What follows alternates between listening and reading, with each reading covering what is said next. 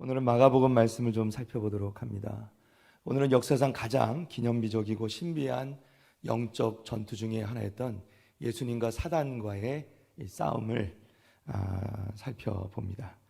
예수님께서 사단과 싸우신 이 싸움의 의미가 있는 이유는 예수님께서 받으신 이 사단의 시험이 유혹이었고, 이 시험이 지금도, 이 유혹이 지금도 우리 모두가 경험하고 싸우고 있기 때문이죠. 이 땅에서는 지금도 하나님의 세력과 사단의 세력 간에 벌어지는 영적 전쟁이 끊임없이 일어나고 있는데, 그 중에 하나가 바로 이 시험이라는 것입니다. 오늘 예수님께서 광야에서 당하신 이 사단의 시험에 관한 말씀은 사단이 우리를 어떻게 속이고 죄에 걸려 넘어지게 하는지를 보여주고요, 또 우리 모두에게는 약한 부분이 있죠. 그리고 사단은 항상 그 우리의 약점을 걸어 넘어뜨리려고 하는데, 예수님께서는 이런 사단의 시험을 어떻게 이겨내야 되는지를 우리에게 보여주고 계시다는 것입니다. 자, 우리가 먼저 살펴봐야 될 것은 예수님께서 시험을 받으셨을 때가 언제였는가 하는 것입니다.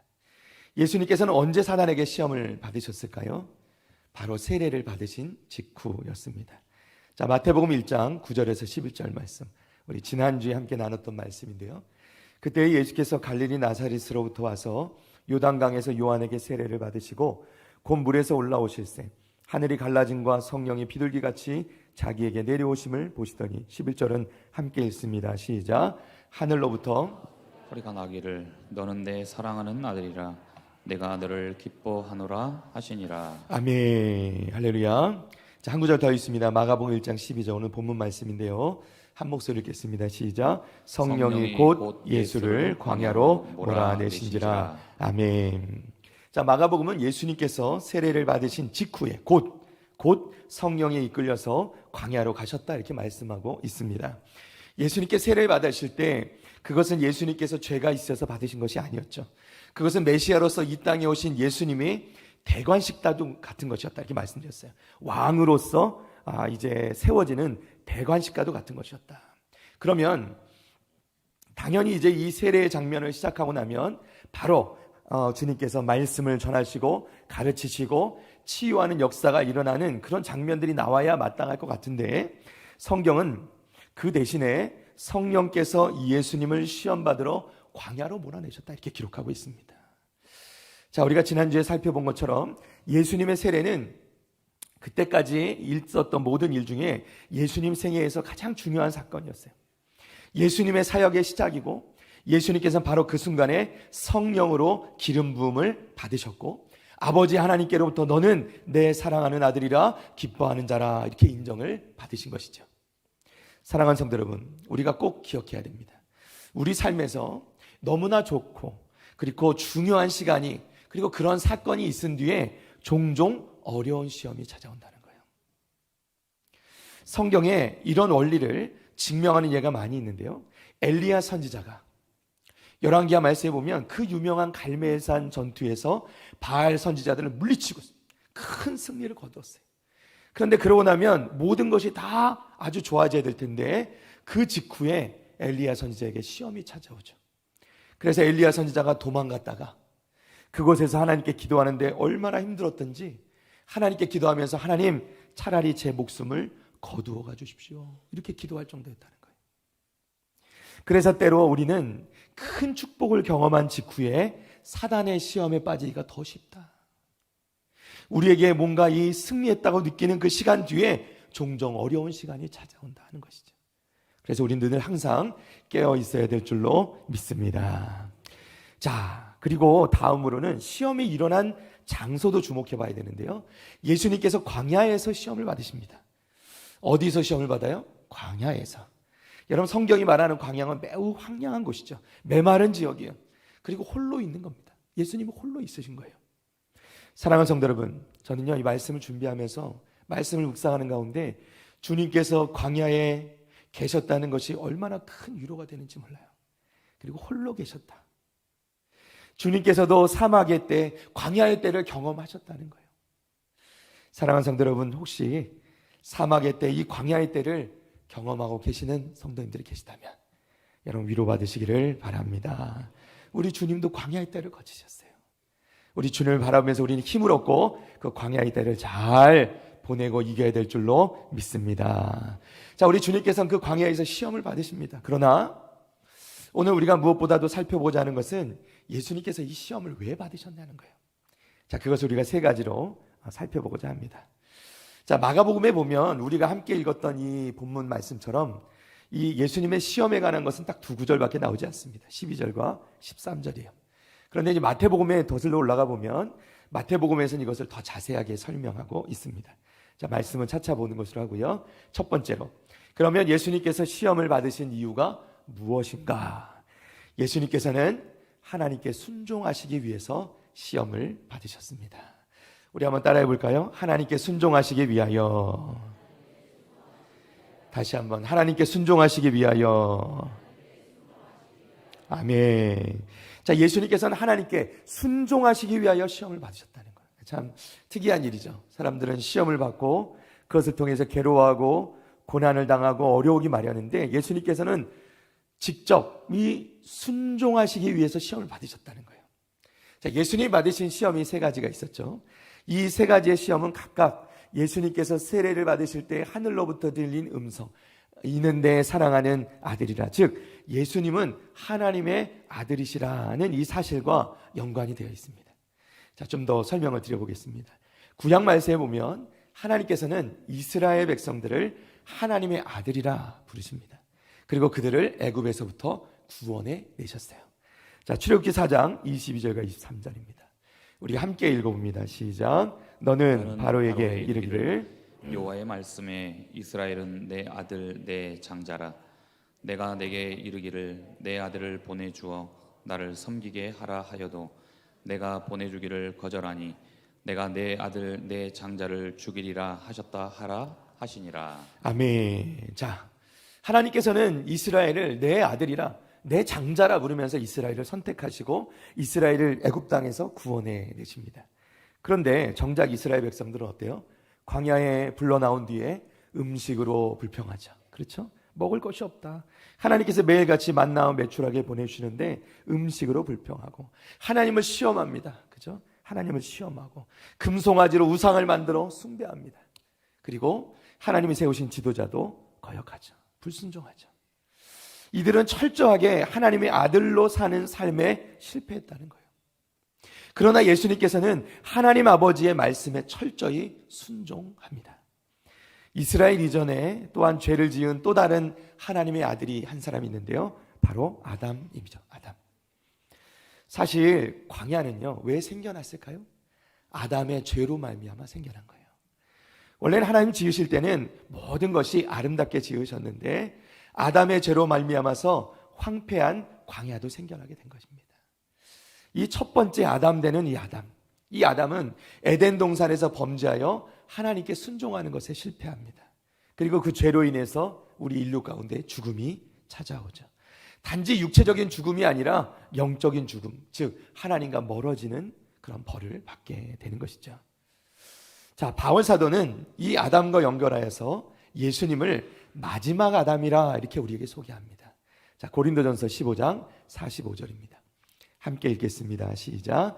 기록된 바 첫사람 아담은 생명이 되었다 함과 같이 마지막 아담은 살려주는 영이 되었나니. 아멘. 할렐루야. 첫 번째 아담은 에덴 동산에 있었습니다. 아름다운 곳이었죠.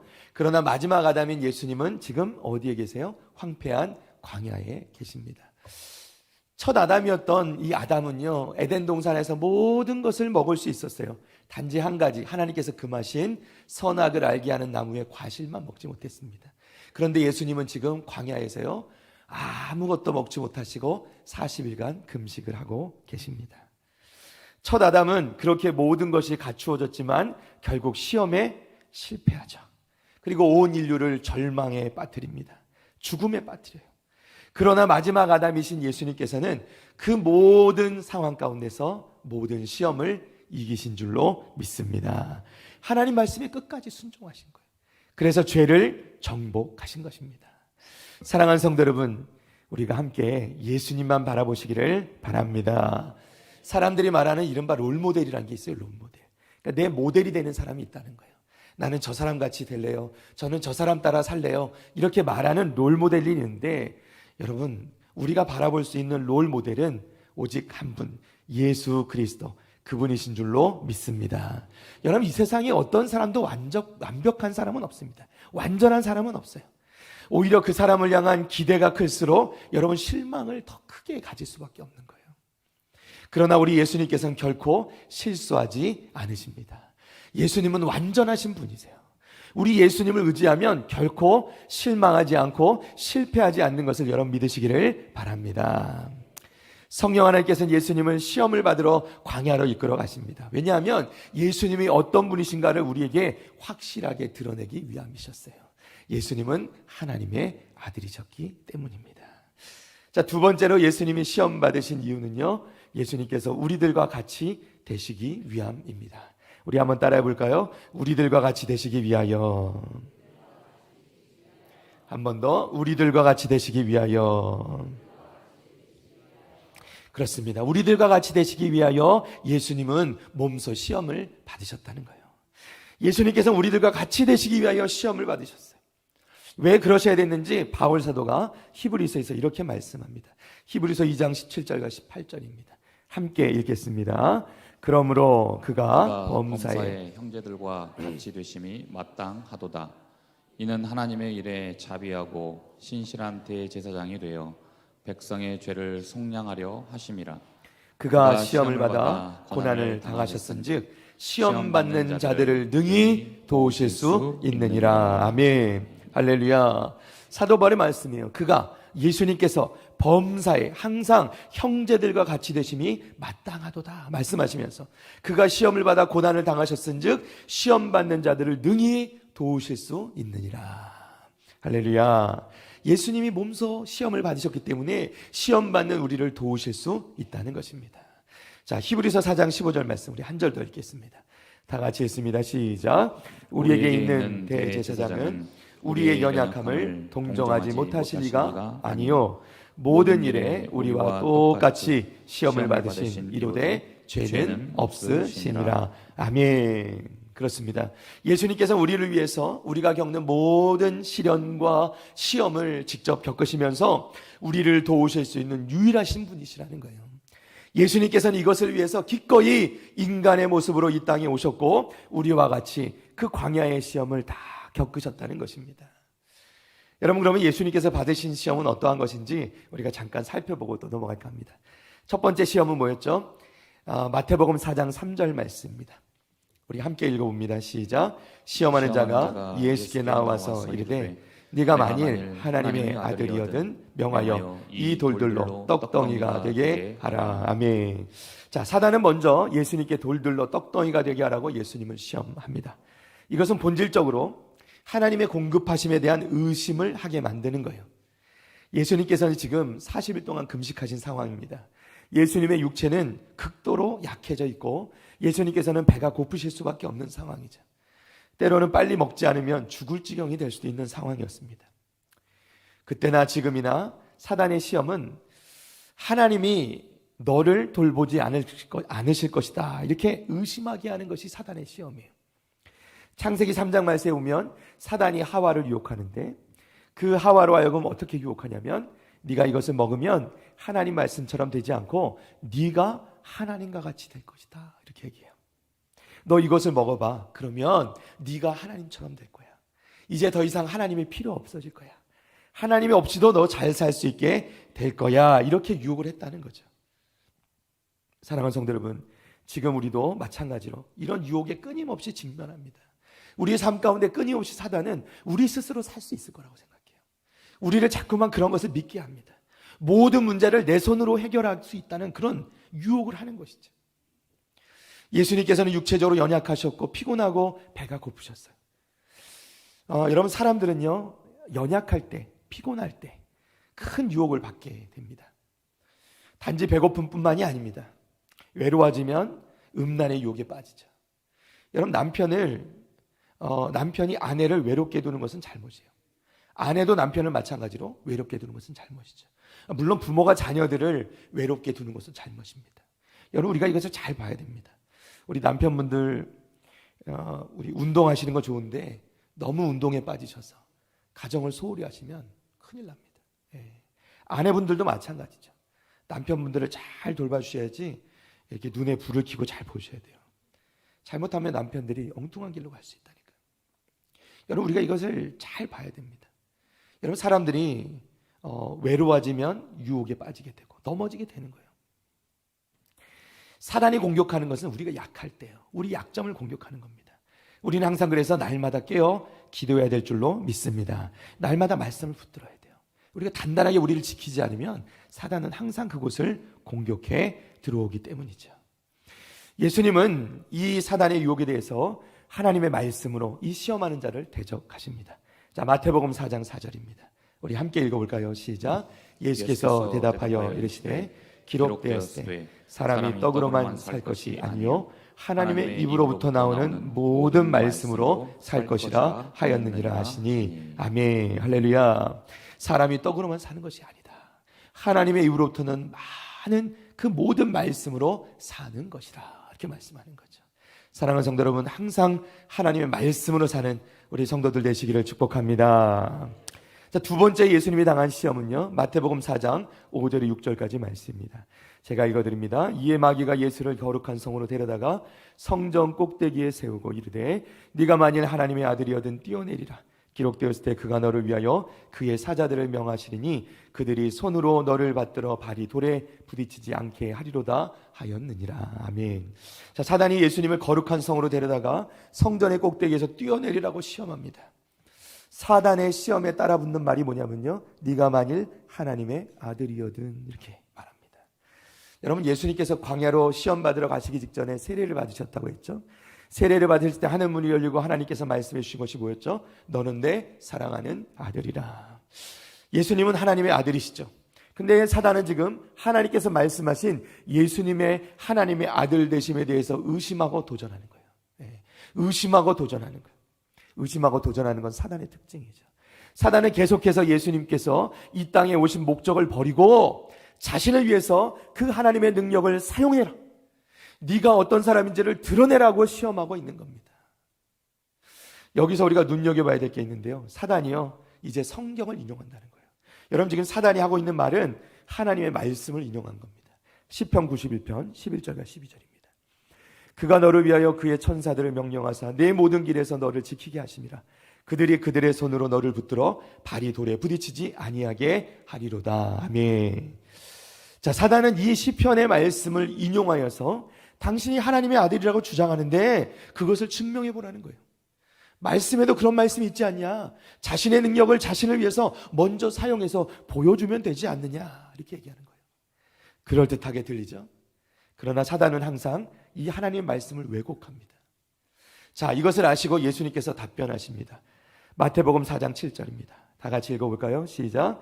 예수께서 이르시되 또 기록되었으되 주 너의 하나님을 시험하지 말라 하였느니라 하시니. 아멘. 할렐루야. 예수님께서는 사단을 향하여서 하나님을 시험하지 말라 선포하십니다. 하나님께서는 사람들을 만족하게 하시려고 일하시는 분이 아니라는 거예요. 예수님께서는 이 땅에 왜 오셨습니까? 하나님 말씀에 순종하셔서 구원의 역사를 이루기 위해서 오신 거예요. 우리는 우리의 만족을 위해서 하나님을 이용하려는 시도를 멈춰야 됩니다. 예수님께서는 왜 이 사단의 말에 대해서 시험이라 여기시고 그것을 하나님 말씀으로 물리쳤냐면 예수님이 이 땅에 오셔서 하시고자 하는 일을 막는 것이기 때문에 그래요. 예수님은 이 땅에 오셔서 그 모든 고난을 당하시고 고통을 당하시고 십자가에 달려 피 흘려 죽으심으로 우리 모두를 구원하여 주시기 위해서 이 땅에 오신 것을 여러분 믿으시기를 바랍니다. 사단은 지금 그것을 방해하려고 드는 거죠. 사랑하는 성도 여러분, 우리의 기도는요, 이 우리 주님의 기도를 닮아야죠. 우리의 기도는 다른 종교의 그 뜻모를 주문처럼 되지 않아야 된다는 거예요. 여러분, 이 불교나 제가 특정 종교를 무시하는 것이 아니라 불교나 이런 데서 보면 이 불경을 외우지 않습니까? 그 불경을 외울 때 그 뜻을 알 것 같습니까? 모를 것 같습니까? 대부분이 그 불경의 뜻을 잘 이해하지 못합니다. 대충 설명은 듣지만 그 깊은 뜻을 이해하지 못해요.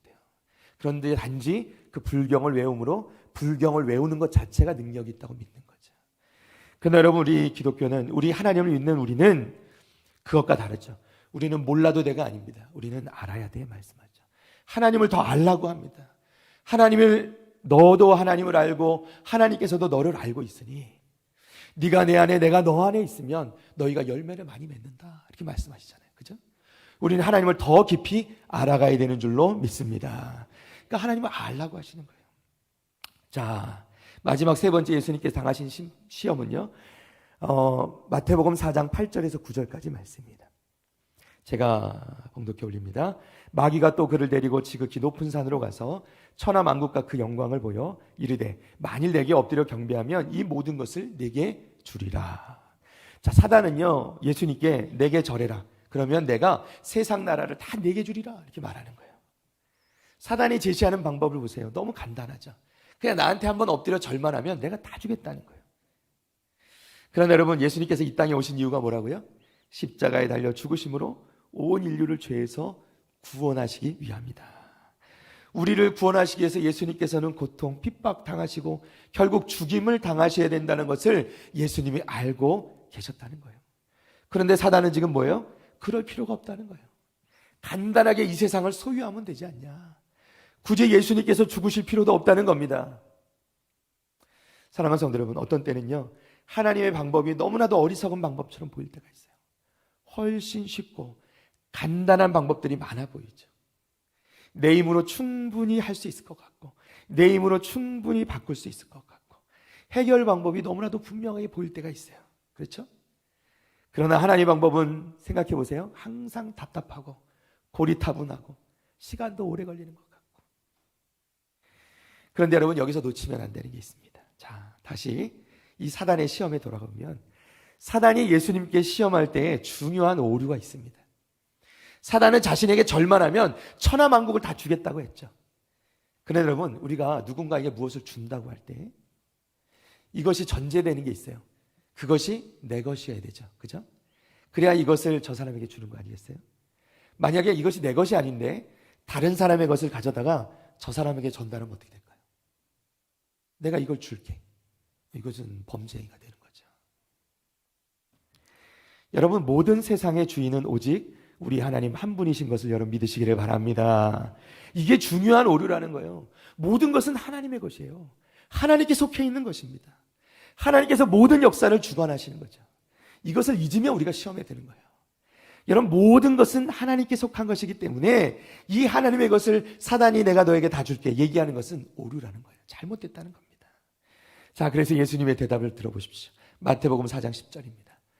마태복음 4장 10절 다 같이 읽습니다. 시작. 이에 예수께서 사탄아 물러가라. 기록되었으되 주 너의 하나님께 경배하고 다만 그를 섬기라 하였느니라. 아멘. 다만 그를 섬기라. 할렐루야. 우리는 오직 하나님 한 분만 섬기게 될 줄로 믿습니다. 우리 예배 때마다 외치잖아요. 예배가 온전히 하나님께만 드려지도록 믿으시면 아멘. 사단은요 항상 빼앗고 속이는 존재죠. 자신의 것이 아닌 것을 마치 자신의 것처럼 주겠다고 속이는 거예요. 여러분, 에덴 동산에서도 그랬어요. 항상 그랬습니다. 그러나 예수님께서는 이것을 하나님의 말씀으로 정리해 주신 거예요. 우리의 경배의 대상은 오직 하나님 한 분이시다. 그분만을 섬기라. 사랑하는 성도 여러분, 예수님께서는 우리와 같이 되시기 위해서 시험을 당하셨지만 첫 아담과 같이 실패하지 아니하시고 마지막 아담이 우리 예수님께서는 하나님 말씀에 순종하심으로 하나님의 말씀으로 승리하신 것을 여러분 믿으시기를 바랍니다. 자, 이제 마지막 셋째로 예수님께서 시험을 당하신 이유는 무엇입니까? 그 시험을 당하신 이유는 우리에게 어떻게 승리할 수 있는지를 보여주시기 위함이었습니다. 우리 따라해 볼까요? 어떻게 승리할 수 있는지. 한 번 더, 어떻게 승리할 수 있는지. 예수님께서 우리가 시험을 당할 때 우리도 똑같이 시험을 당하게 되겠지만은 어떻게 승리할 수 있는지를 보여주시는 거예요. 예수님께서 시험을 받으신 것을 통해서 우리가 알 수 있는 게 있죠. 시험을 받는 것은 죄가 아닙니다. 유혹을 받는 건 죄가 아니에요. 받을 수는 있어요. 그러나 거기서 범죄해서는 안 된다는 거죠. 예수님께서도 시험을 받으셨지만 결코 죄를 짓지 않으신 것입니다. 다르게 생각하면요, 이길 수 없는 시험은 없는 겁니다. 유혹이 너무 강해서 그랬어요. 나쁜 짓을 할 수밖에 없었어요. 이렇게 말하는 사람들이 있어요. 그러나 이것은 결코 사실이 아닙니다. 왜냐하면 하나님의 말씀은 우리에게 다음과 같이 약속하고 계시기 때문이죠. 고린도전서 10장 13절 말씀입니다. 우리 마음에 새기고 잊지 않아야 될 말씀입니다. 함께 읽어봅니다. 사람이 감당할 시험 밖에는 너희가 당한 것이 없나니 오직 하나님은 미쁘사 너희가 감당하지 못할 시험당함을 허락하지 아니하시고 시험당할 즈음에 또한 피할 길을 내사 너희로 능히 감당하게 하시느니라. 아멘. 할렐루야. 그러니까 우리는 하나님의 말씀을 의지함으로 어떠한 시험도 이길 수 있다는 것입니다. 예수님께서는 사단이 3번 시험할 때마다 이것을 우리에게 본으로 보여주신 거예요. 모범을 보여주신 거예요. 우리에게 하나님의 말씀으로 이렇게 이기는 것이다라고 우리에게 모범을 보여주신 겁니다. 그러하기 때문에 우리가 깨달아야 되는 게 있죠. 하나님의 말씀을 잘 알아야 된다는 거예요. 여러분, 악한 자를 대적하기 위해서는, 이 사단을 대적하기 위해서는 하나님의 말씀을 우리 마음에 잘 담아둬야 되는 거예요. 예수님께서는 사단이 시험할 때 글쎄요, 제 생각에는 이라거나 다른 방법이 있지 않을까요? 이렇게 하시지 않았다는 거예요. 예수님께서는 늘 뭐라고 말씀하시냐면 기록되었으되 이렇게 말씀하시죠. 기록되었으되. 이건 뭐예요? 하나님의 말씀하시기를 이렇게 말씀하시는 거예요. 사랑하는 성도 여러분, 우리가 하나님 말씀을 들고 설 때 하나님의 역사가 있게 되는 줄로 믿습니다. 사단의 시험을 깨뜨릴 수 있는 줄로 믿습니다. 말씀을 정리합니다. 사랑하는 성도 여러분, 예수님께서는요 우리와 동일하게 광야에서 시험을 받으십니다. 그러나 결국 승리하셨습니다. 이것은 단순히 시험을 이기신 것 이상의 이야기예요. 하나님의 아들 예수님께서 사단을 이기시는 모습을 우리에게 보여주신 겁니다. 사단을 정복하는 모습을 보여주신 거예요. 사단은 지금도 끊임없이 예수님을 유혹했고 또 우리들을 유혹하고 있지만 예수님께서는 하나님의 말씀에 온전히 순종하심으로 사단에게 치명타를 날리고 승리를 선포하셨다는 거예요. 사랑하는 성도 여러분, 우리도 마찬가지로 예수님과 같이 하나님의 말씀을 붙잡고 예수님의 그 말씀을 붙잡고 우리가 선포함으로 승리를 선포함으로 날마다 나가야 될 줄로 믿습니다.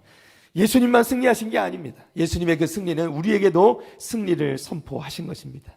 사랑하는 성도 여러분, 오늘도 말씀으로, 다른 어떤 것이 아니라 하나님의 말씀으로 사단의 시험을 이기고 승리를 선포하는 우리 성도들 다 되시기를 주님의 이름으로 간절히 축원합니다. 축원합니다. 우리 자리에서 일어나시겠습니다.